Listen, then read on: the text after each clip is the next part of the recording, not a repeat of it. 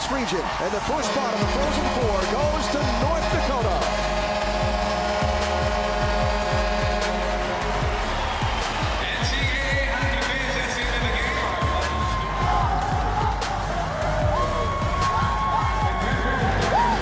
Feels amazing. Boys worked really hard. It's third time in a row. Hopefully third time's a charm.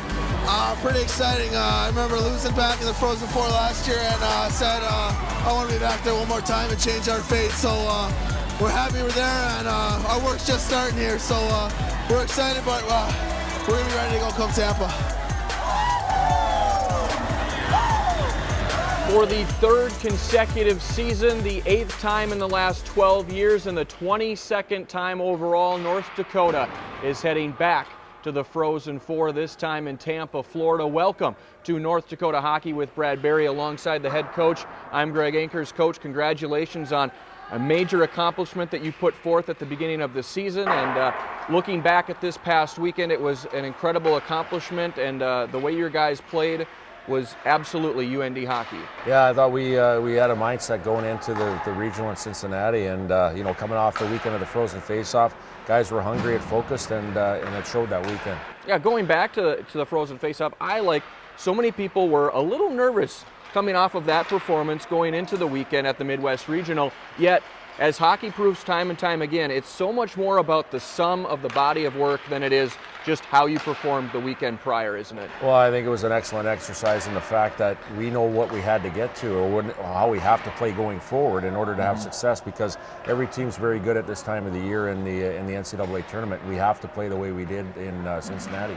The team exemplified all the hard work that they put into this point of the season to advance to the Frozen Four. When Coach and I return, we start breaking down the action starting on Friday against Northeastern in the first Midwest Region semifinal. That's next as you watch North Dakota Hockey with Brad Berry. North Dakota Hockey with Brad Berry on Midco Sports Network is presented by RydellCars.com, Sue Shop at Ralph Ingolstadt Arena, and Hot Spring Spas and Pool Tables too. Welcome back, Coach. You opened the NCAA tournament against Northeastern. Not an easy task. The Huskies entered with just one loss in their last 23 games. As we break down the film of this one from US Bank Arena in Cincinnati, and your team came out and established what your team wanted to do right from the drop of the puck in this one. Yeah, we came out with a mentality right away of playing aggressive and on our toes, and thought we did a pretty good job of shutting down their top line, the Stevens line, and getting some opportunities in their end of the rink. Yeah, Paul Ledoux forcing the turnover in neutral ice to get it to Drake Kajula for a shot on, then Shane Gersich winning a puck battle, sending it across ice for Gage Osmus for a scoring opportunity. Things went a little awry just over 3 minutes in, as there's a battle in the neutral zone, and the puck finds Nolan Stevens of Northeastern breaking in, and on the first shot of the game for the Huskies, they score to make it 1-0. Yeah, you know what, I thought we carried the play to that point, and they got an opportunity, they got a puck on their stick, and again, a good player making a good play, and again, we had to make sure that we played the right way after they scored that goal. Absolutely, it was the 20th goal of the season for Stevens, as that made it 1-0 Northeastern, but UND 2.5 minutes later gets the equalizer. Keaton Thompson with a shot from the point, put in out in front by Johnny Simonson down low. And an important goal for your team, and an important goal for Simonson, the individual, as well. Yeah, first of all, that line, it started as a D-zone breakout on a face-off, and we got an entry into their zone and did all the right things after that, getting a puck low to high, getting a puck to net, and then with good net front. And most of all, having Johnny Simonson score a goal, which was huge for our team. His first goal since October 23rd at Vermont. That streak comes to a close at 35 games. Midway through the first, UND getting back on the board, starting by the defense. Schmaltz with the steal. Besser goes to Drake Kajula, and it's Tucker Poolman who gets credit for the goal to make it a 2-1 UND lead. The play all started just before this happened. Nick Schmaltz strips the puck in the off neutral zone. We get puck possession. Good entry play, and Tucker Poolman following up and scores one. Yeah, making it 2-1. 3.5 to go in the first. UND going on the first power play of the game. Troy Stetcher making some nice moves to the net, gets hauled down. Hooking penalty puts 2 minutes of power play time on the clock, and it doesn't take long for UND to score. 30 seconds into the power play, Thompson with a shot from the point, and Luke Johnson gets the goal, and it's a 3-1 UND lead, Coach. Yeah, Luke makes a great play there, getting back to the middle top, and again, shot first mentality on the power play. We have to have it, and got a good rebound, and Luke made a great play to get the puck from backhand to forehand and on a stick and in the net. First power play goal and 7 chances for UND, and the 3 goals in the first period, one by a guy from Grand Forks, one by a guy from East Grand Forks, and another by a Grand Forks native. Yeah, it's they've been making a big impact on our team, the guys from the area, and again, we'll need that next week too. Second period off the draw, just 4.5 minutes in to the second frame, or just over 4 minutes into the second frame. Off the faceoff, Bryn Chiswick shooting and scoring to make it a 4-1 North Dakota lead. Yeah, again, faceoffs are so critical in every zone, and again, it's about creating offense from that opportunity, and Colton Sanderson did a nice job of winning it back.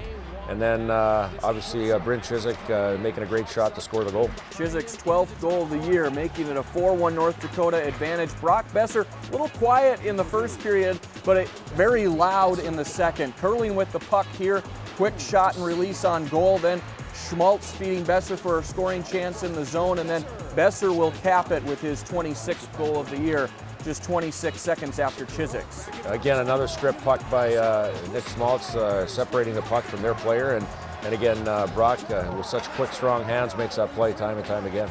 Makes it 5-1 North Dakota. Your back checking was strong all game long, wasn't it, Coach? Yeah, it was. Our play away from the puck was very strong, and again, playing against good offensive teams, you need to have that every game. Absolutely. So it's 5-1 after 2 going into the third. Cam Johnson's day, pretty solid, I would say. He came up big in the third period, making back-to-back pad saves. Talk about the work that he's done, because from the chest down, he's stellar. Yeah, he's got such quick feet down low, and he's very athletic in the fact that he can get to pucks that normally players can't get to, and he did a great job of making some great saves at key times. 24 saves on the day for Johnson, and with under 8 to go, UND capping the scoring with the CBS line back at work. Besser to Schmaltz to Kajula, a goal that, like we've seen so many times this year. Yeah, scoring off entry with good middle drive and popping a puck back in the middle, and those three have made those plays all year, and it's nice to see him continue to do that. And Kajula makes it into the 20-goal club this season with that goal, as UND goes on to win 6-2, advancing to the region final for the 6th straight year. Here are the players reflecting on their performance Friday afternoon. Them getting one on their first shift kind of woke us up a bit and kind of fueled us up. So, I thought from there on we responded well and played the way we wanted to play, and we dictated the play for most of the game. I just kind of thought it was a steady attack by us. It wasn't just one line, it was kind of 4 lines coming at them in different waves and tiring them out. I thought we played a lot in their D zone. Probably their D were a little tired, and just kind of wore them down and throughout the game. We weren't happy about the way last weekend went, the way we played, and we just got back to work at at practice, and we were ready tonight. Right from the drop of the puck, we were ready to go, and obviously we're proud of the way that we bounced back from last weekend. Coach, a couple key areas for your team in this game on Friday afternoon. One area, I thought, disciplined hockey. Only had to kill off 2 penalties, and the PK was successful on both of those kills. Yeah, absolutely. Again, every game we go into, we have a few keys that we want to try to hit on, and it's one of the most important keys is discipline. This time of year, playing good teams with good power plays, you got to make sure that you play with an edge and stay focused and committed and play hard, but you can't take undisciplined penalties, and discipline was a big key this weekend. And Northeastern, coming into this game, was very successful on the power play coming in.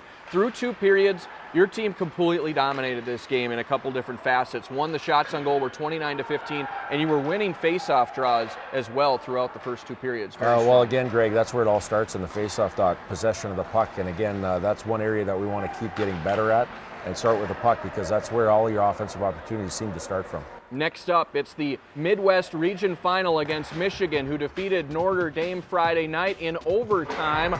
We'll talk Wolverines and Fighting Hawks next here on North Dakota Hockey with Brad Berry. North Dakota Hockey with Brad Berry on Midco Sports Network is presented by RydellCars.com, Sue Shop at Ralph Ingolstadt Arena, and Hot Spring Spas and Pool Tables too. Welcome back. It's the Midwest Region Final, North Dakota against Michigan. And Coach, Michigan came into this one with some offensive firepower, leading the nation in scoring, averaging over 5 goals per game. And both teams came out firing right out of the gate in this one. Yeah, well, first of all, we knew right away that we were dealing with a team that creates a lot of offense, especially that CCM line. And, you know, it didn't get off to the greatest start for us, but Cam did, and he made a couple of big saves early off the opening faceoff. And, again, he got into it right away. It was important for him to have a strong start, and he clearly showed that he was dialed in early on. Your offense also dialed in at the other end of the ice. Austin Baganski behind the net, feeding Rhett Gardner there for an opportunity. Luke Johnson right on the doorstep as well. It stays scoreless, though, until a minute 30 left in the first. Michigan coming hard into the zone. Cam Johnson coming up with a big save there. Yeah, absolutely. You know, they're an entry team. You know, they come with a lot of speed, and that's where they got a guy open in front of the net. Cam made a great save on a big play. Half a minute later, UND gets on the board first. Drake Kajula on a breakaway. Second effort good, and the ref says, hello, Drake. Yeah, you know, you don't expect to get hit by the ref, but Drake makes a great play on entry, gets a shot, and follows in for his rebound. And again, it was a big part of the game. Thankfully, Kajula would be okay after scoring his 21st of the year, makes it 1-0 UND. Closing seconds of the period, though, and that was a late goal that you scored in the period, but Michigan came right back at Cam Johnson. He stands tall to keep it a 1-0 game. Shots 24-8 in favor of UND going into the second period. In the second, the CCM line, it was going to be difficult to keep him scoreless on the day. Jake T. Comfer makes it a 1-1 game. Yeah, and unfortunate that, you know, we just did a great job killing a penalty, and it's on the expiration of one of our players coming out of the box, and they get a kind of off a broken play, get a puck to the net and score a goal. So again, now we're in a game. Comfort makes it 1-1, his 15th of the year. Less than a minute later, UND looking to get back in front. Bryn Chiswick hassling Michigan in the zone, spins and nearly scores.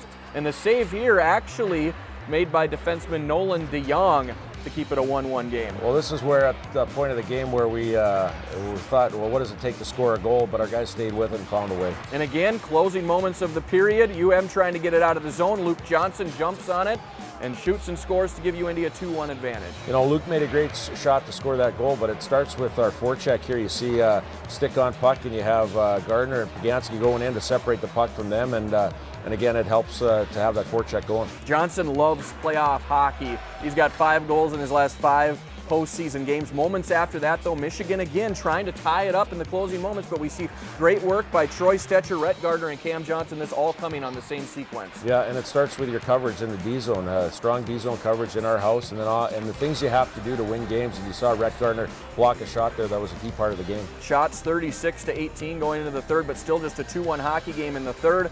Comfort comes calling again for Michigan, shooting off of Tucker Poolman's glove here. His second of the game ties it up at 2 apiece. Yeah, pretty good puck movement by Michigan, and kind of a lucky bounce or an unfortunate bounce from our standpoint, where you're doing the right things, trying to block a shot and ends up going through. But again, our guys are doing the right things time and time again.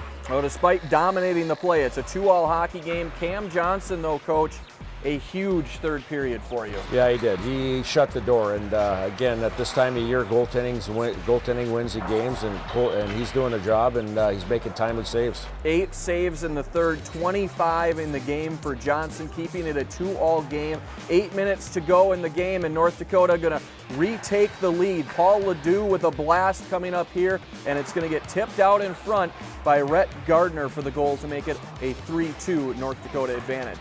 Yeah, good low to high play in the offensive zone, and then obviously trying to get the shot lane. Rhett Gardner gets in the shot lane, gets a stick on it, and that's what happens. That's why you work on the tip drill.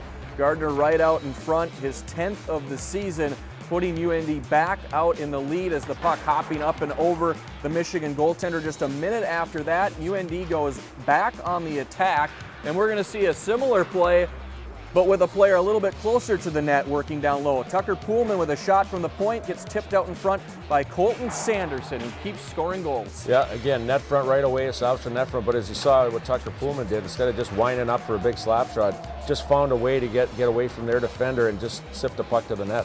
Nice tip out in front by Sanderson. He's second on the team in goals since he started scoring them. He's got 7 on the year now. That makes it 4-2 North Dakota. Then with under 2 minutes to play, Paul Ledoux. He could be a curler if he's not so good at hockey, couldn't he? Yeah, nice well, we shot. were anxious to wait and that puck going in the net from the bench, and that was a big goal. Obviously solidify the game. Ledoux's 5th of the season puts a capper on this one. The fans could feel it. The players could feel it at this point as North Dakota grabs the victory 5-2, punching its ticket to the Frozen Four. Shots were 49-27 in this one, favoring UND. The all-tournament team features Drake Kajula, Luke Johnson, Tucker Poolman, and Cam Johnson, who also took home region MVP. Here are those guys and some others reacting to punching their ticket to Tampa. It's obviously one of the goals at the start of the year, and it's a tough task to get there. We just played 2 great teams.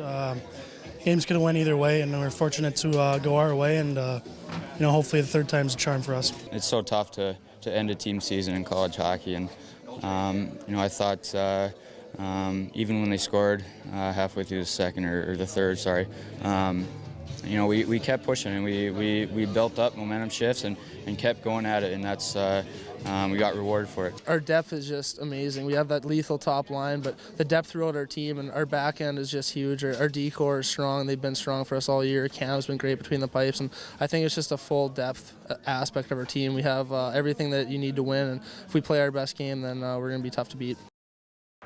Coach, as we saw in the highlights and we talked about throughout, it was really a dominating performance by your team on back-to-back nights.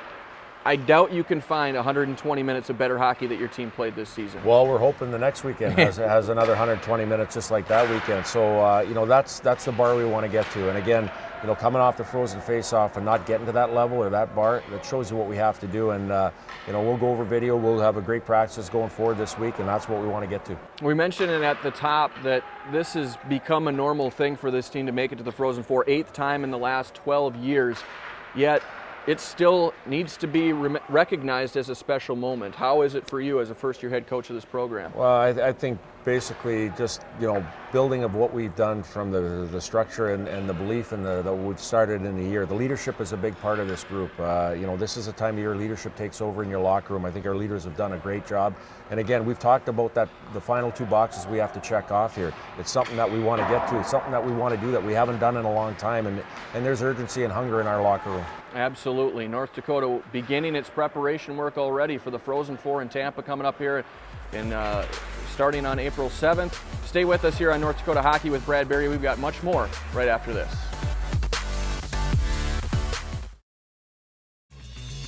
North Dakota Hockey with Brad Berry on Midco Sports Network is presented by RydellCars.com, Sue Shop at Ralph Ingolstadt Arena, and Hot Spring Spas and Pool Tables too.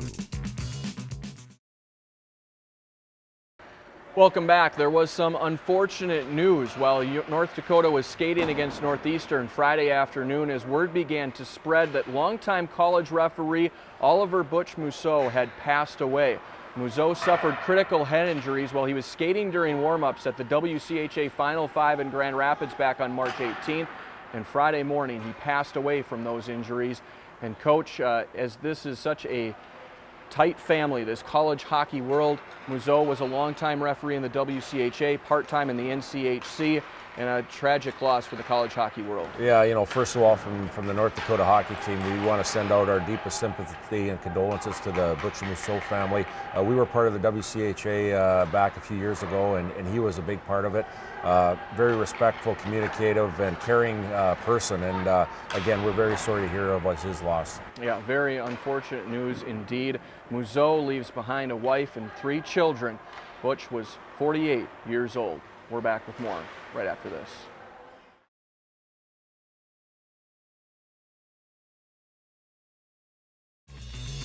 North Dakota Hockey with Brad Berry on Midco Sports Network is presented by RydellCars.com, Sue Shop at Ralph Ingolstadt Arena, and Hot Spring Spas and Pool Tables too. Welcome back. As you can hear in the background, the players are out on the ice currently getting ready for the Frozen Four in Tampa, Florida, set to begin on April 7th. Coach, you open against Denver. We'll break down that series coming up a little bit. One thing I know you're not going to need is Bradbury's secret playbook, because you're facing such a familiar team. You can toss that aside as you get ready to face the Pioneers. Yeah, toss it aside. But first of all, I think our playbook's a little thicker than what you had there. But no, yeah, we have our structure of how we want to play for the whole year. Our guys have been doing a great job, and again, this is the time of year that we got to make sure that we're playing it to a T. You have some time to prepare for this one. What does your work week look this week? You're not getting ready for a game yet this week, so how do you approach it? Well, that's a great question, Greg. I think the balance is between getting energy and getting the energy back in your game, and also working on the structure and getting hard again in the areas that we want to do. So again, we're going to balance it out this week. It's not a typical week where it's playing this weekend. We got a few extra days of practice, attention to detail, and we'll get back after it again here shortly. Well, we'll certainly wish you the best of luck. We'll do it again next week as we'll reconvene here on the program to preview the Frozen Four a little bit more in depth. Absolutely. Thanks, Greg. All right, and we want to make sure that you're aware, North Dakota starts the Frozen Four Thursday night. The puck will drop at 7:30 Central. As you'll see, North Dakota take on Denver in the nightcap from Tampa. And we will be in Tampa covering all of the action of North Dakota as they pursue an 8th national championship. And we'll have North Dakota Hockey Frozen Four special for you starting at 7 o'clock, right before the puck drops at 7:30 from the Frozen Four in Tampa. We hope you'll be able to join us for all of it. We'll see you next time on North Dakota Hockey with Brad Berry.